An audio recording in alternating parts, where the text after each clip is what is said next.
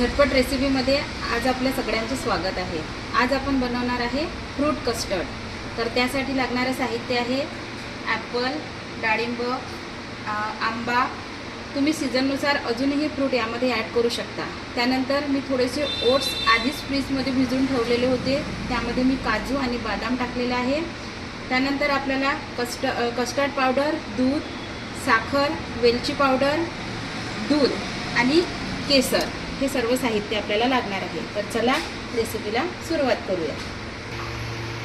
दूध गरम करून त्यामध्ये थोडी साखर घालायची आहे आणि छान दुधाला उकळी येऊ द्यायची आहे। त्यानंतर कस्टर्ड पावडरमध्ये आपल्याला दूध घालून छान फेटून घ्यायचं आहे। एकही गुठळी त्यामध्ये राहायला नको। ते छान कस्टर्ड पावडर मिल्कमध्ये फेटून झालेलं आहे आणि ते आपल्याला उकळत्या दुधामध्ये घालायचं आहे।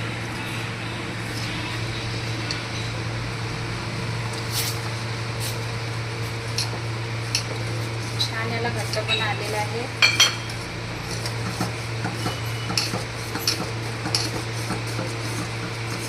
तर हे आपल्याला गॅस बंद करून फ्रीजमध्ये थंड करायला ठेवायचं आहे।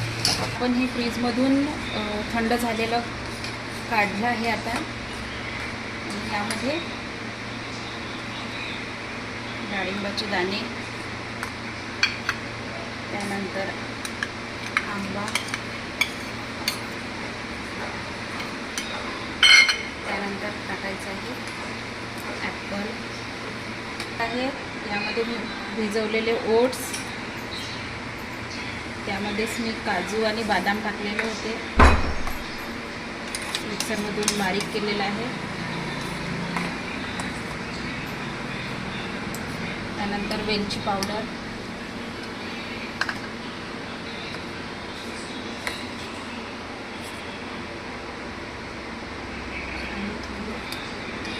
केसर, सब्जा सीड ॲड करणार।